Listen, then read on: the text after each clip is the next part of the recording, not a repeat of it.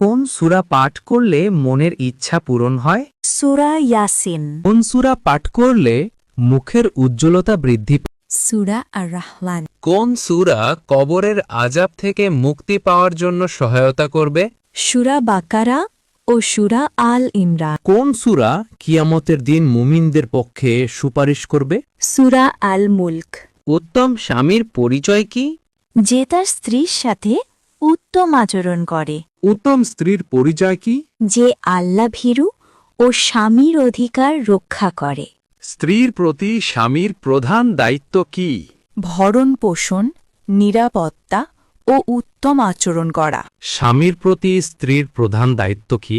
বৈধ বিষয়ে আনুগত্য করা ও সম্মান রক্ষা করা। স্ত্রীর সঙ্গে খারাপ ব্যবহার করার বিধান কি? এটি হারাম ও বড় গুনাহ। স্ত্রীর ঋতু চলাকালীন সময়ে সহবাস করার বিধান কি? হারাম।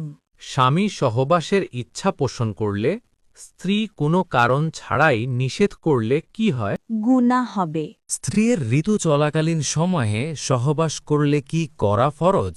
তওবা করা ফরজ।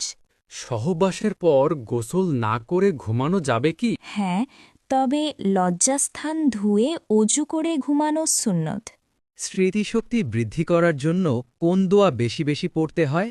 আল্লাহুম্মা ইনফানি বিমা আল্লামতানি ওয়া আল্লিমনি মা ইয়ানফাউনি ওয়া জিদনি ইলমা। পড়া মনে রাখতে এবং জ্ঞান বৃদ্ধির জন্য কোন দোয়া বেশি বেশি পড়তে হয়?